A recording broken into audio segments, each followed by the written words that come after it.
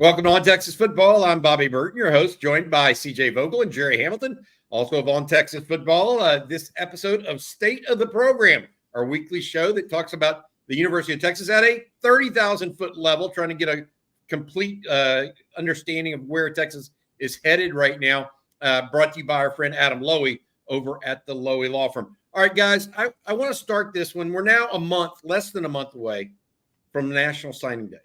And it's the state of the program. So we don't just talk about Texas being 7-1, ranked. I guess the college football playoff thing came out. They're seeded number 6, but ranked number 5. We want to get into a little bit of that, but I want to start with recruiting because we're less than a month away here. And I've got to ask you guys, Texas now at 22 commitments based on Zealous Hicks, reclassifying the safety out of Georgia, reclassifying from the class of 2026 to 2025. I want to know from y'all's standpoint, has Texas done enough? Have they answered the bell? And not just from a class ranking perspective, they're ranked number 6 across all the different categories.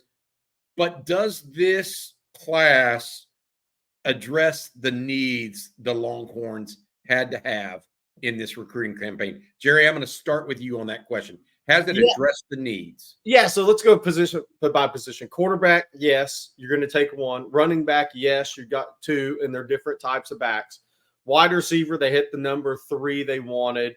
Tight end, I think it's a really good class. Amari Winston is going to remind people of Juan Davis. And I think Nick Townsend maybe he could be as good as any tight end that's ever played at Texas, in my opinion. Offensive line, they've hit 5. But it's obvious they would take a 6th that's an offensive tackle.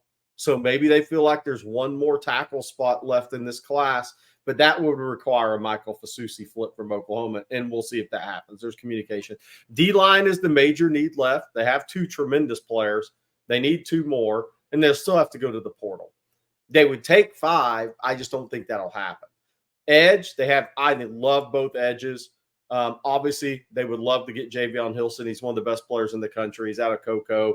You don't turn down a guy that's that talented. Linebacker, they have 2. I really like their linebacker class. They would take a 3rd, but they're not going to reach for a 3rd. They like the Kellen Wiley kid they're bringing in this weekend. Madden Faramo they're still talking to. Riley Pettijohn they're still talking to. The kid out of IMG is a possibility to visit late in November. We'll have to see. Defensive back, they're good at safety now that Hicks is in 2025. I mean, Jonah Williams, Zealous Hicks, that's 2 SEC safeties. That is really good safety class for Texas now as a member at SEC. Corner, you'd like to flip somebody, add somebody. We'll see what happens with Grayson Littleton coming in this weekend or what happens with Dorian Brew. And then an athlete, obviously, you would love to have Michael Terry in this class. So I think they've done a good job of hitting the majority of their targets. There's still work to be done on the D-line. And I'll let CJ get into more of this, but they're looking at the class they have, the big athletes in this class. I think they've knocked it out of the park with SEC size that are big athletes. CJ, Gerry talks about that, and I agree with him. Overall, it sounds like Gerry says of the group, everything's pretty good right now. D-line still needs some real work to get to. And everything else is about filling in with some elite players, whether it's a Javion Hilson, Michael Fasusi, perhaps another elite corner, elite linebacker. What do you think of that? The group as a whole? Are you very similarly situated to Gerry? Because I'm definitely leaning his way on this. Yeah, absolutely. And I'm a big checkbox guy, right? When I got a whole laundry list of things to accomplish, I like to put down check boxes and mark them off whenever I got them. Right now, Texas, I think for the most part offensively is all the way complete with their check boxes. There might be a little bit more of a lighter shaded offensive line, and we'll see where Michael Terry ends up if he does commit to Texas position-wise. But right now, you feel pretty good. For that most part, that ball or that side of the ball is completely shaded in. Defensively, it's a bit lighter, right? Again, Gerry, you mentioned defensive line. You got 2 guys right now. They're both really talented, but you'd like to see that number probably double in the next month. I don't think that box is shaded in at all. Defensive end, again, that's a heck of a class. I think you could go, if it weren't for 2024 and Colin Simmons and Zena coming in, that class would rival just about anyone Texas has had in recent decade probably. But linebacker, lightly shaded box, cornerback. I don't think it's shaded in at all with the way that Texas is pursuing Grayson Littleton at the moment. They're still keeping in contact with Dorian Brew. Who knows what might happen if Devin Sanchez picks up the phone. But right now, that's where they're going with cornerback. They got to add another one there. And Zalis Hicks, I think, in my eyes, just completed the box at safety. So it's all about filling in the remaining boxes right now. And there's still some work to do on the defensive side of the ball. But otherwise, I feel really good about where this base of the class is a month away. 22 commits in your top 5 in the country. You feel good, especially when you can look around saying, okay, there might be 5 other guys that could join the fold when it's all said and done.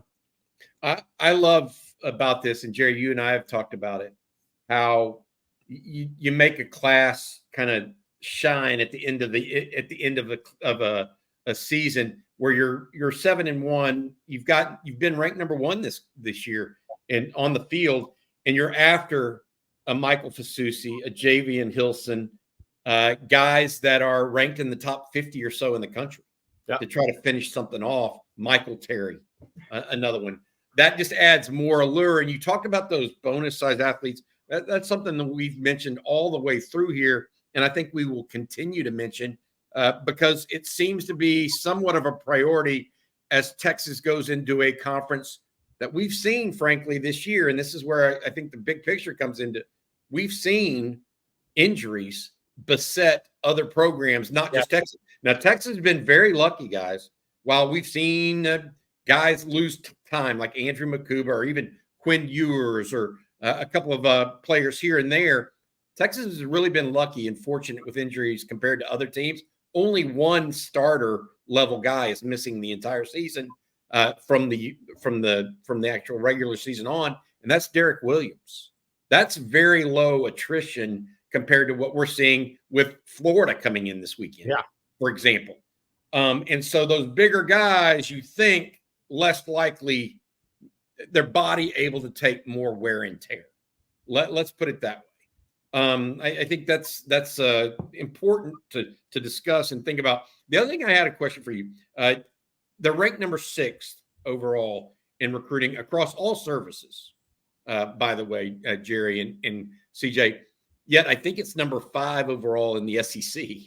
So what does that say? Just more to my point of you got to keep up with the Joneses in this league, and that's tough, a tall order, I think. Yeah, so I think being one of those top 5 classes every year in, year out in recruiting with the high school level is huge. And I think Texas – I'll be very real.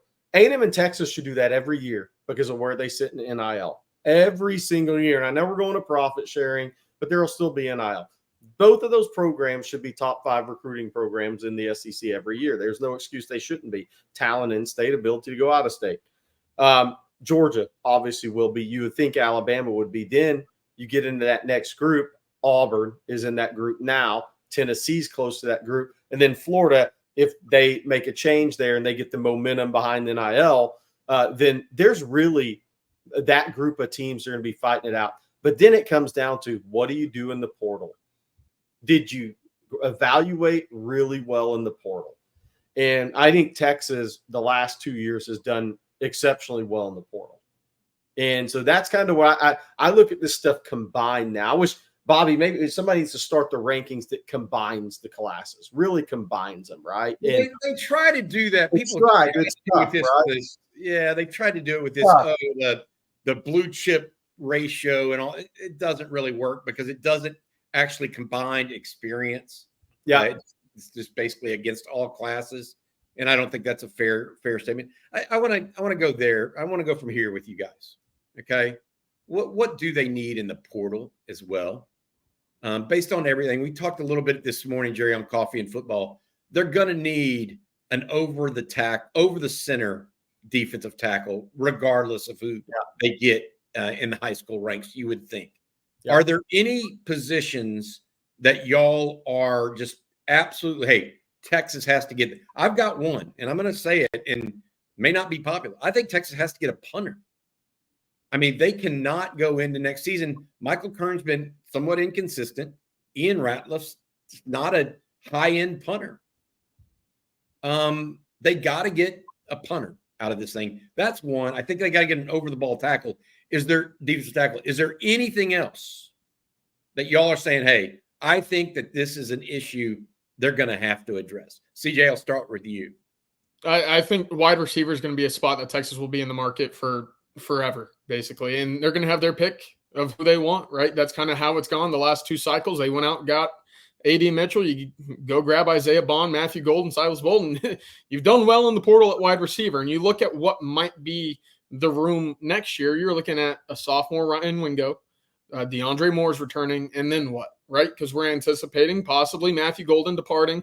Isaiah Bond is gone. Silas Bolden's out of eligibility. That's a new room. You know, who knows? Jonte Cook, not, you know. He can make the leap. But right now you got to, you know, plan for experience. You know, that's, again, Jonte doesn't have a lot of experience right now. If you throw him into that rotation, again, it just kind of is not a spot you want to have a lack of talent and experience at. And that's why Texas went out and added 3 guys this past cycle. So I look at it, wide receiver, Texas is always going to be in the market for one of those big names that is in, you know, conversations to leave. You know, last cycle is Darian Brown. If he leaves, Texas is going to go all in for him. He stayed. Texas went out and added Isaiah Bond. It's not like they're lacking or hurting for options here. That market's going to be, you know, pretty thorough once again this year, and I would expect Texas to be players in it again. Positionally, quarterbacks and no, running backs and maybe, because Baxter and Christian Clark are out for the spring, but Ricky Stewart and James Simon come in January, so it's a maybe. Got to have someone, Jerry. Would you go with someone with size? Yeah, 6'2", 220. I mean, if it not even the 6'2", but the 220 for sure. Right? If it fits, I mean, I got to look at it. I would say just on the surface, yes, but it's got to fit what Sark wants to do offensively because he hasn't shown that he's going to do it, right? But I think they need that. But it's going to have to be a fit in this scheme. So is there that guy out there? I think it's hard to find with the way he uses the backs. Offensive line's not a path they've wanted to go down, so we'll see. D-line, yes, probably 2 guys, and one over the ball. One is a 3-5 type of guy. Edge, no. Linebacker, probably not. I would say no. They didn't do it this year when 3 guys left, so. Yeah. So this is the thing on the linebacker, Jerry and CJ, and this is a fair question, right? They've got 3 guys leaving again. They've got 5 in 2 years, 2 this year and 3 last year. And look at what they have coming back. It depends kind of what they think they may have in a Darian Gillette. Yeah. Right? Because Anthony Smith's seen time, quite a bit of it. Leonga Lafau's certainly there. Anthony Hill is certainly there. That's only 3 deep. You know, where is a Tassilia Kana in this group? Where is a Darian Gillette? And those are fair questions, whether or not they need to go get a linebacker. Wouldn't y'all agree? Yeah. Now, both guys, Elijah Bo Barnes and Jonathan Cunningham, are early enrollees. And look, on the surface, you say, no, Cunningham won't be ready. But now think about where Ty Anthony Smith is. Just because you're undersized doesn't mean you don't get ready to play. Right. So we'll see where Jonathan Cunningham's at. Now, they're different players. Ty Anthony's an inside backer and Jonathan's outside. Where it gets interesting for me is defensive back, though. Because people on the surface, you'd say, well, Texas has 2 high school safeties, so they don't need anybody. But there's a huge caveat with this. Jonah Williams isn't planning on competing in football in the spring, and Zealous Hicks will be in high school through May. So neither one of those guys are there for spring practice, and you lose Makuba. Derek Williams will be out with an ACL. Is Michael Taft come back? You assume he does, but you don't know, right? And I'm not sitting there saying he's going to be a high NFL draft pick. I'm just saying life, whatever. You just don't know. So safety looks like they will need somebody out of the portal. Corner, they like Santana Wilson. Javion Cole, does he return? Did he enjoy his development year and he's in the plans? You lose Jahdae Barron. So corner as well could be Kobe Black, Santana Wilson, some young guys they like, right? Where's Warren Roberson fall in the plan? So, if they take, you could see him taking a corner. And I agree, specialist. But here's the thing, I'll add to it. Will they take a kicker and a punter? I'll tell you what, they take both. I would be surprised because I do think Will Stone's at least got some career acumen going right now. All right. I think that's going to do it on this. You want to add anything, though, CJ, before we move on from portal? Anything in specific you want to add? Jerry and I talked quite a bit there. You have anything? I trust Texas in the portal, and I think Texas fans should give them the benefit of the doubt there, right? You look at what they were able to add this year. Listen, we've not seen a lot of Tia Savea or Javion Cole this year, but the reason why they were brought on was because they needed depth and they got guys with playing experience, right? You talk about Javion Cole at a lower level, but that's a guy that produced at every level that he's been at previously. So for Texas, again, when they go big game hunting in the portal, normally their success rate's been pretty high, unless it's a tight end from Alabama, right? But, my point being is they're normally finding guys that fit the scheme and they instantly impact this football team on one side of the ball or the other. And that's encouraging because when spots of lack of depth arise, whether it be to the NFL draft or departures elsewhere, they fill them and they do so very well. So that's encouraging. And again, I would expect nothing less than this Texas staff to go out there and find guys that they have ties to elsewhere around the country to come in and fill what might be a bit of a shallow spot going into 25. All right. I want to go ahead and say thank you to our sponsor here. I've got a second to do that. That's Adam Lowy over at the Lowy Law Firm. He and his group have been helping injured Texans for 20-plus years. They focus on driving results for their clients. If you've been injured in a car wreck of any kind, automobile accident, to ATV, 18-wheeler, etc., you can get a free consultation, no strings attached, by reaching out to Adam and his firm at loweylawfirm.com. Adam, thank you for your sponsorship of On Texas Football. Guys, I look at it and I'm thinking, and as we were talking, Texas is ranked number 5 in the country, seeded number 6 in the college football playoff. But one of the things that hit me as we were discussing that earlier was the health of this Texas team vis-a-vis its opponents. Florida, for example, comes in this weekend. First string quarterback gone, ACL for the year. Second string quarterback looked like he tore his hamstring last week, even though we think that the head coach is playing a little gamesmanship. They've lost 2 of their starting corners. They've gone multiple safeties out over the year. How much Texas is this something that you think Torrey Becton has helped with Texas from a strength and conditioning standpoint, or do you think Texas, from an injury standpoint, is really just, knock on wood, getting a little lucky right now? What is it for you guys? I think it's luck. It always starts with luck with injuries, right? It can just like Kentucky's had an awful year with injuries. Sometimes it's like there's 1's 3, 3's 6, and then you look like a mash unit every week when the SEC injury report comes out. Florida's had one of those seasons as well, so I think there's luck with it. But I also think this, though, Texas recruits really, really high-level athletes.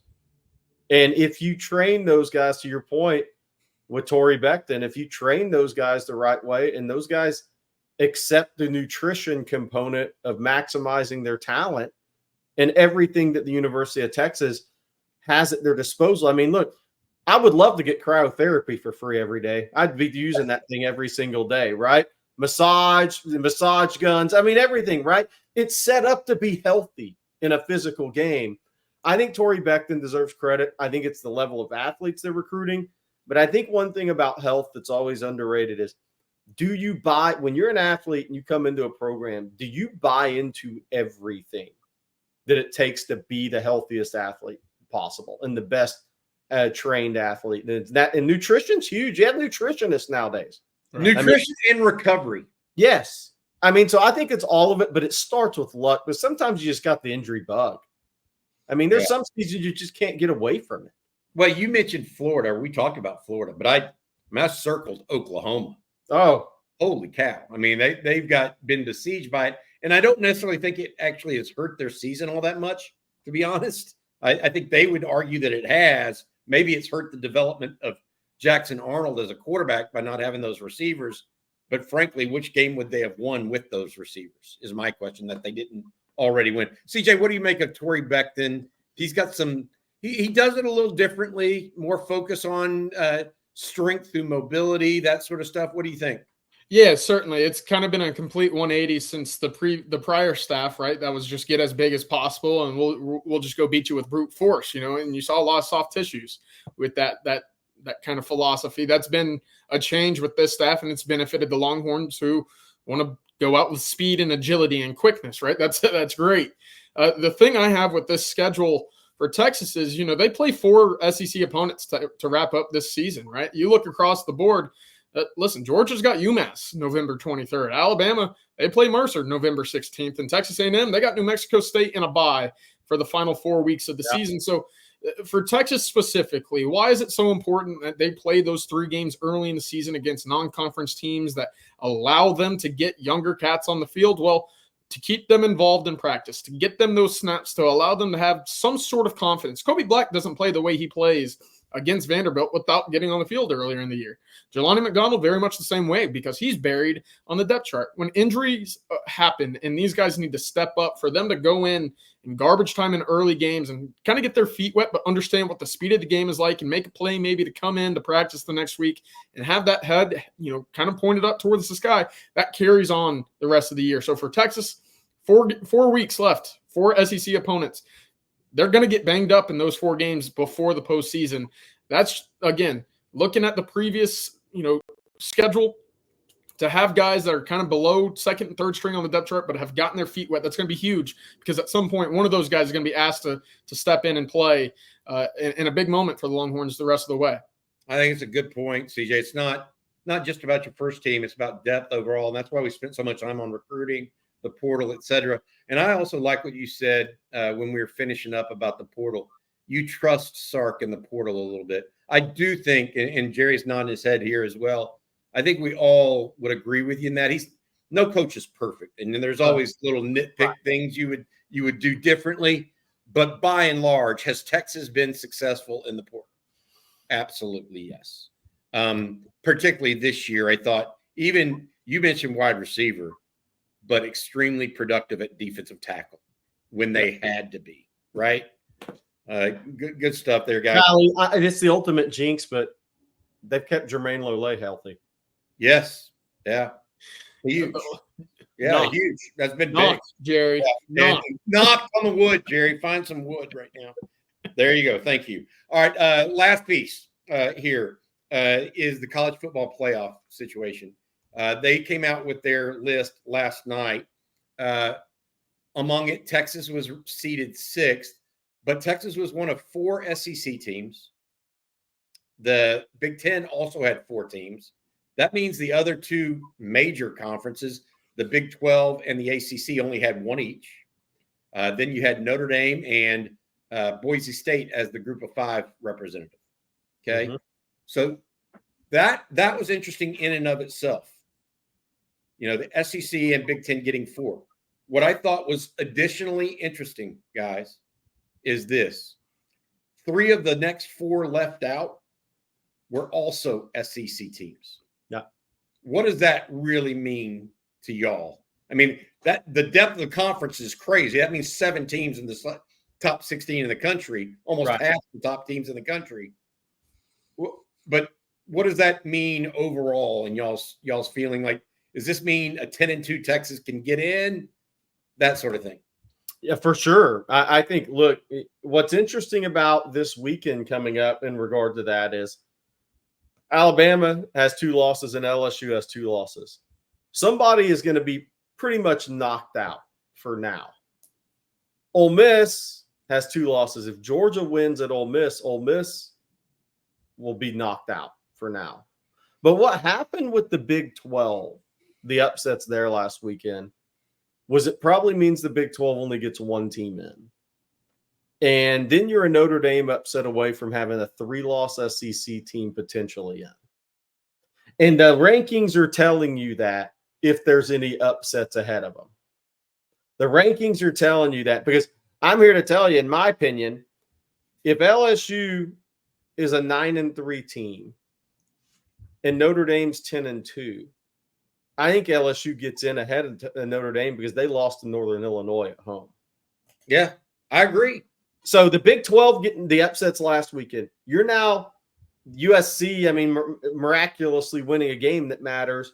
at the end of the year against Notre Dame from sitting there with a 3-loss SEC team in the college football playoff, which CJ and I do the show every week. 2 weeks ago, we didn't think that was possible. Yeah. You get five SEC teams in potentially that way. Yeah. CJ, you agree with that kind of synopsis? Yeah, in this scenario, if we're kind of going down the hypothetical of Texas being 10-2 and wondering what their fate is, these next 3 weeks have to be high scoring. Defensive outputs have to be very low.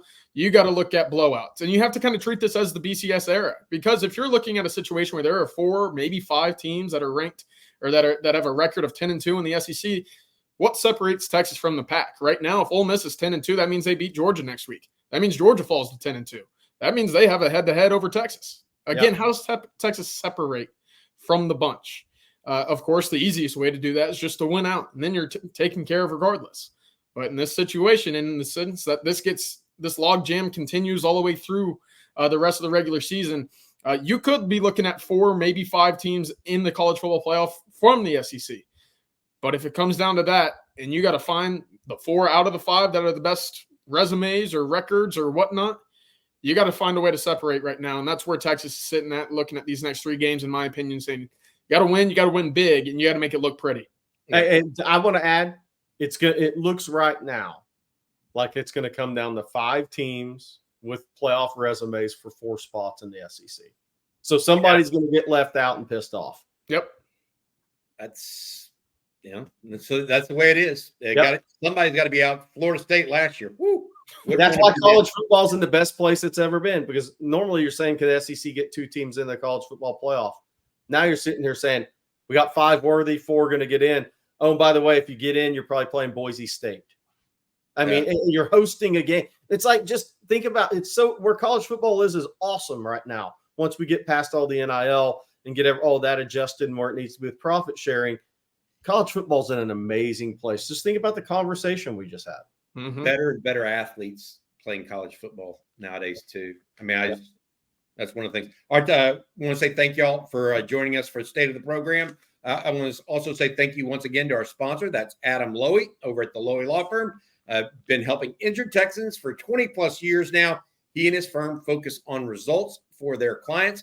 LowyLawFirm.com for a free consultation if you think you might be due compensation due to a car wreck, automobile accident of any kind, including 18-wheeler or ATV. All right, for Gerry Hamilton, as well as CJ Vogel, and our sponsor, Adam Lowy, thanks for watching this week's version of State of the Program. Hook 'em.